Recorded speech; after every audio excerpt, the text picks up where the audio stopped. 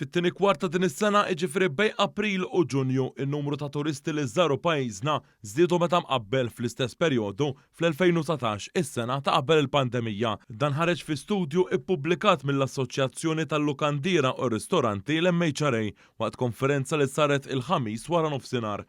Hawnhekk ħareġ li f'dan il-perjodu ta' 3 xhur in-numru ta' turisti li ġew kienu ta' aktar minn 840,000 persuna. Dan l-ammont jaqbes l-ammont ta' turisti li ġew f'Malta fl-2019 bi 58,000. Fit-tieni kwart ta' din is-sena li l-jiem għat-tajn f'pajjiżna kienu jgħoddu għal aktar minn 5 miljun u 100,000 lejl. Dan ifisser li kien hemm żieda ta' 90,000 lejl meta mqabbel mat-tieni kwart tal-2019. Minn dan l-istudju ħareġ ukoll in-nefqa tat-turisti f'Malta fit-tieni kwart tas-sena mistennija tilħaq is-663 miljun euro li tfisser żieda ta' 9% meta mqabbel mal-2019. Dan fil-waqt li anke l-okkupanza f'lukandi ta' bejn it-3 u l-5,000 f'dan il-perjodu kienet aqwa mill-ammont ta' 4 snin ilu. Fil-fatt l-okkupanza tal-lukandi kienet ta' aktar minn 78% għall-lukandi ta' 5,000 fil-waqt li għal dawk ta' 3 stilel kienet ta' aktar minn 93%. Il-lukandi ta' 4 stilel kellhom okkupanza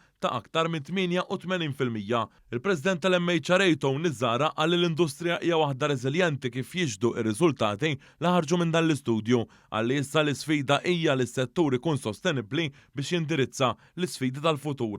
Mohan News Zara sostna r-riżultati tat-tieni kwart tas-sena huma progress tajjeb u anke għal quddiem dan jidher tajjeb ukoll. Qed nistennew illi inqarbu jew naqbżu it-2019 li kienet is-sena rekord fejn ġew 2.7 miljun turisti li għamlu an average ta' 7 ijiem għaw Malta.